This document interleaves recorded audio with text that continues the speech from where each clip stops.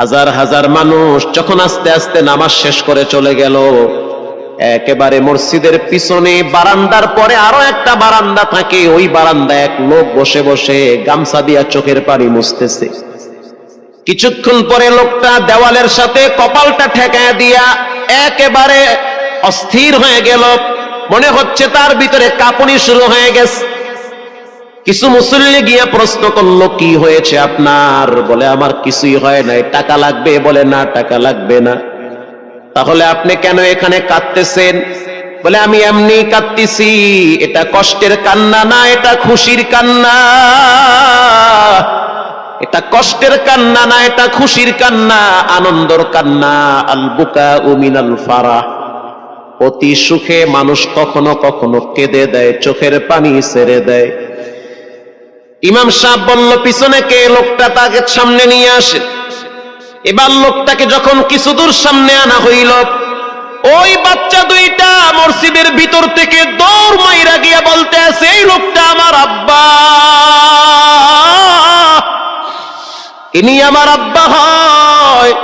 ধমক দিবেন না, রাগ করবেন না। আমার আব্বা ঢাকা শহরে রিক্সা চালায়, রিক্সা চালায় চালায় আমাদের দুইটা ভাইরে কোরআনের হাফেজ বানাইছে।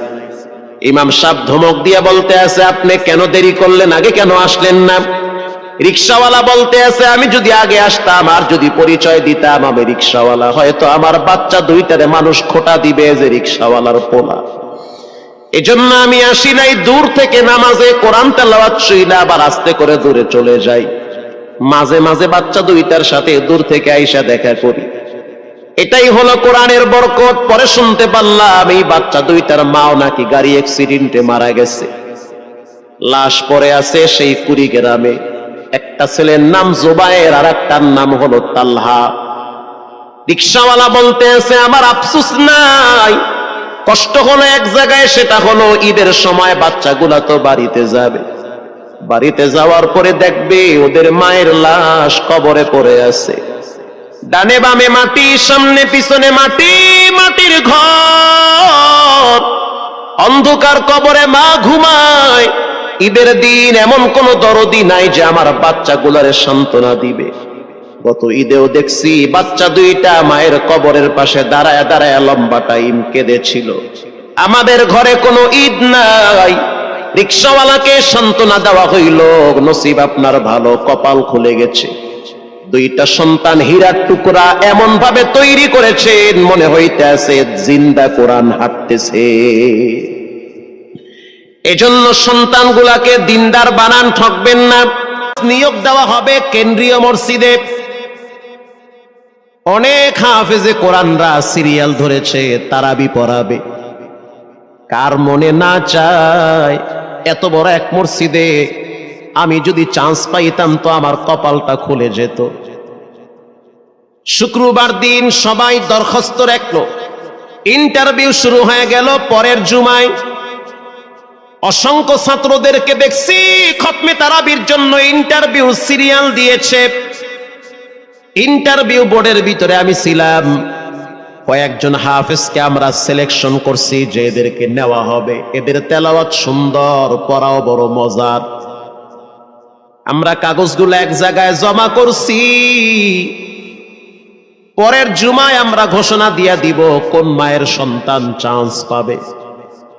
পরের জুমায় যখন জুমার নামাজের পর 3টার দিকে যখন আমরা বসে বসে ফলাফলগুলা দেখতেছি যে কাকে কত নাম্বার দেওয়া হয়েছে, দরওয়াজা লাগায় দিছি, জানলা লাগায় দিছি, এসি ছেড়ে দেওয়া হয়েছে, সব লাগানো, বাহির থেকে কিছুই দেখা যায় না। ইন দি মিন টাইমে মসজিদের বারান্দার দরওয়াজায় কে যেন নক করতেছে।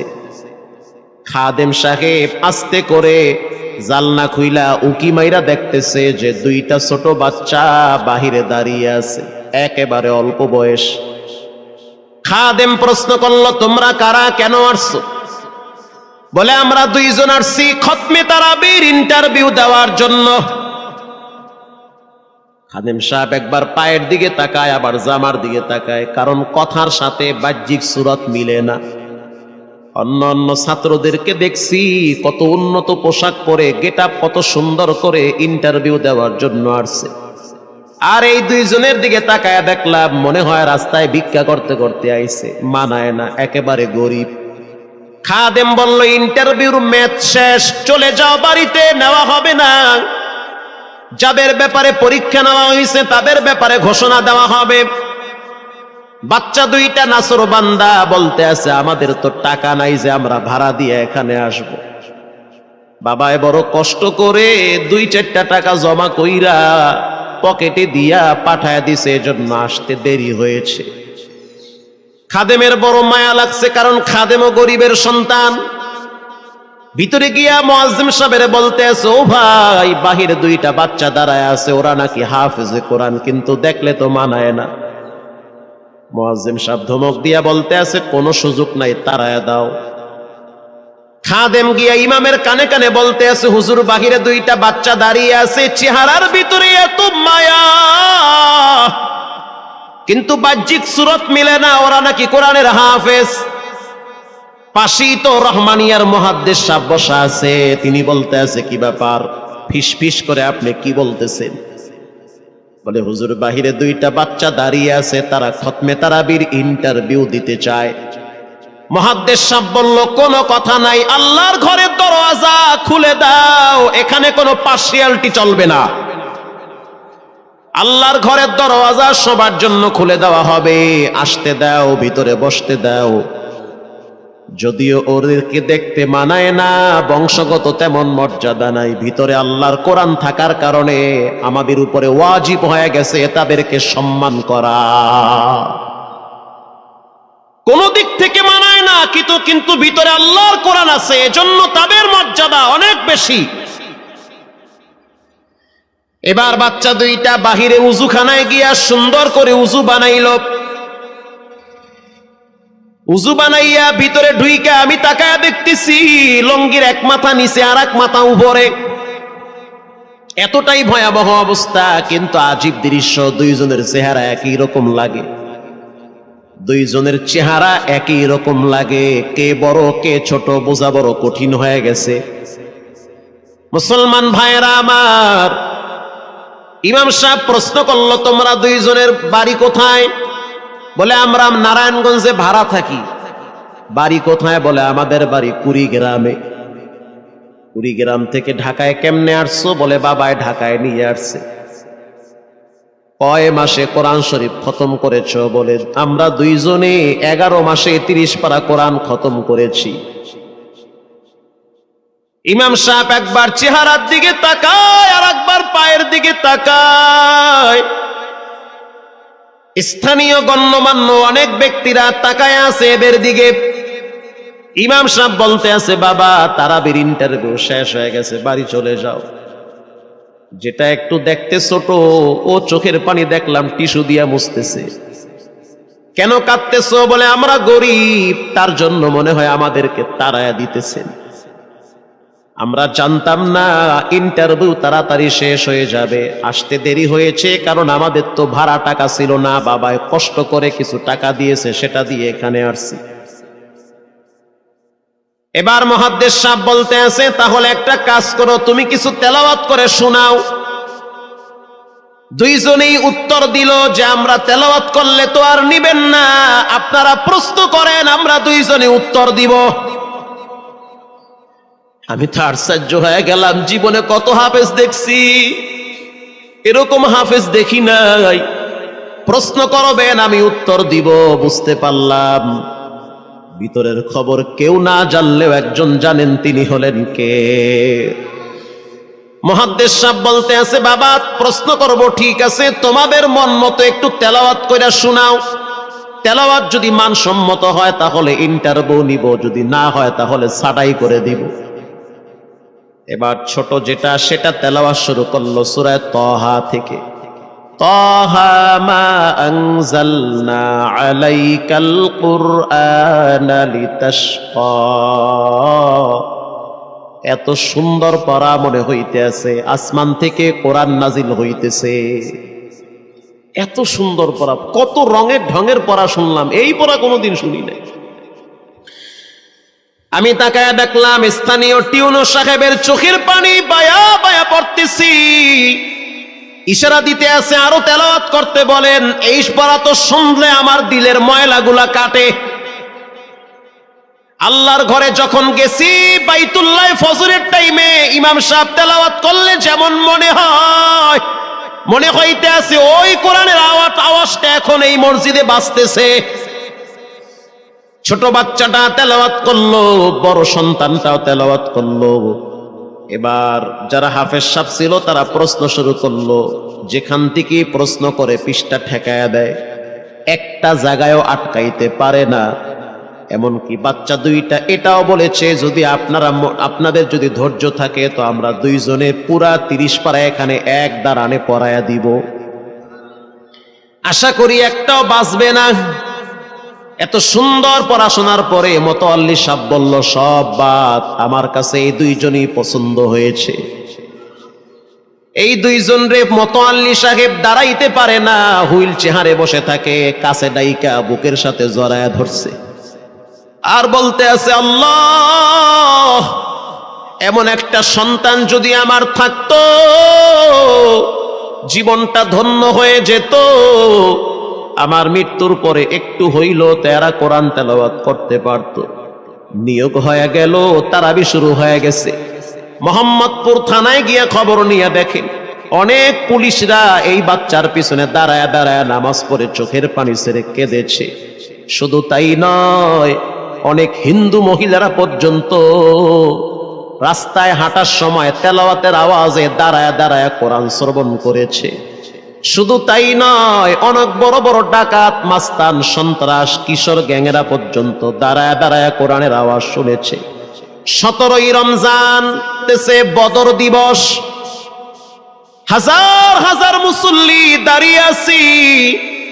ইমাম সাহেব জানে না যে এরা দুইজনে আপন মায়ের পেটের ভাই হয়, এটা ইমামের জানা নাই। দুইজনে তারাবি চলতে আছে, চমৎকার পড়া, পিছনে শত শত মাওলানা মুফতি দাঁড়ায় থাকে। মনে হইতেছে তেলাওয়াতের আওয়াজে আর এক জগতে হারিয়ে যায়, এত সুন্দর পড়া। তারাবি শেষ হয়ে গেল, মুসাফা শুরু হয়ে গেল। বাচ্চা দুইটারে কেউ বুকের সাথে জড়ায়, কেউ কপালে চুমা দেয়, বলে আল্লাহর কোরআনকে চুমা দেই। হাজার হাজার মানুষ যখন আস্তে আস্তে নামাজ শেষ করে চলে গেল, একেবারে মসজিদের পিছনে বারান্দার পরে আরো একটা বারান্দা থাকে, ওই বারান্দায় এক লোক বসে বসে গামছা দিয়া চোখের পানি মুছতেছে। কিছুক্ষণ পরে লোকটা দেওয়ালের সাথে কপালটা ঠেকায় দিয়া একেবারে অস্থির হয়ে গেল। মনে হচ্ছে তার ভিতরে কাঁপুনি শুরু হয়ে গেছে। কিছু মুসল্লি গিয়া প্রশ্ন করলো, কি হয়েছে আপনার? বলে আমার কিছুই হয় নাই। টাকা লাগবে? বলে না, টাকা লাগবে না। তাহলে আপনি কেন এখানে কাঁদতেছেন? বলে আমি এমনি কাঁদতেছি, এটা কষ্টের কান্না না, এটা খুশির কান্না। এটা কষ্টের কান্না না, এটা খুশির কান্না, আনন্দর কান্না। আল বুকা মিনাল ফারাহ, অতি সুখে মানুষ কখনো কখনো কেঁদে দেয়, চোখের পানি ছেড়ে দেয়। ইমাম সাহেব বলল পিছনে কে? লোকটা তাকে সামনে নিয়ে আসে। এবার লোকটাকে যখন কিছু দূর সামনে আনা হইল, ওই বাচ্চা দুইটা মসজিদের ভিতর থেকে দৌড় মাইরা গিয়া বলতে আছে, এই লোকটা আমার আব্বা, ইনি আমার আব্বা হয়। ধমক দিবেন না, রাগ করবেন না। আমার আব্বা ঢাকা শহরে রিক্সা চালায়, রিক্সা চালায় চালায় আমাদের দুইটা ভাইরে কোরআনের হাফেজ বানাইছে। ইমাম সাহেব ধমক দিয়ে বলতে আছে, আপনি কেন দেরি করলেন? আগে কেন আসলেন না? রিক্সাওয়ালা বলতে আছে, আমি যদি আগে আসতাম আর যদি পরিচয় দিতাম আমি রিক্সাওয়ালা, হয়তো আমার বাচ্চা দুইটারে মানুষ খোটা দিবে যে রিক্সাওয়ালার পোলা। এজন্য আমি আসি নাই। দূর থেকে নামাজে কোরআন তেলাওয়াত শুইলা আবার আস্তে করে দূরে চলে যাই। মাঝে মাঝে বাচ্চা দুইটার সাথে দূর থেকে আইসা দেখা করি। এটাই হলো কোরআনের বরকত। পরে শুনতে পারলাম এই বাচ্চা দুইটার মাও নাকি গাড়ি অ্যাক্সিডেন্টে মারা গেছে। লাশ পড়ে আছে সেই কুড়িগ্রামে। একটা ছেলের নাম জুবায়ের আর একটার নাম হলো তালহা। রিক্সাওয়ালা বলতে আছে, আমার আফসোস নাই, কষ্ট হলো এক জায়গায়, সেটা হলো ঈদের সময় বাচ্চাগুলা তো বাড়িতে যাবে। বাড়িতে যাওয়ার পরে দেখবে ওদের মায়ের লাশ কবরে পড়ে আছে। ডানে বামে মাটি, সামনে পিছনে মাটি, মাটি মাটির ঘর, অন্ধকার কবরে মা ঘুমায়। ঈদের দিন এমন কোন দরদি নাই যে আমার বাচ্চাগুলারে সান্ত্বনা দিবে। গত ঈদেও দেখছি বাচ্চা দুইটা মায়ের কবরের পাশে দাঁড়ায় দাঁড়ায় লম্বা টাইম কেঁদেছিল। আমাদের ঘরে কোনো ঈদ নাই, রিক্সাওয়ালাকে সান্ত্বনা দেওয়া হইল, নসিব আপনার ভালো, কপাল খুলে গেছে। দুইটা সন্তান হীরার টুকরা এমন ভাবে তৈরি করেছেন মনে হইতেছে জিন্দা কোরআন হাঁটতেছে। এজন্য সন্তানগুলাকে দিনদার বানান, ঠকবেন না।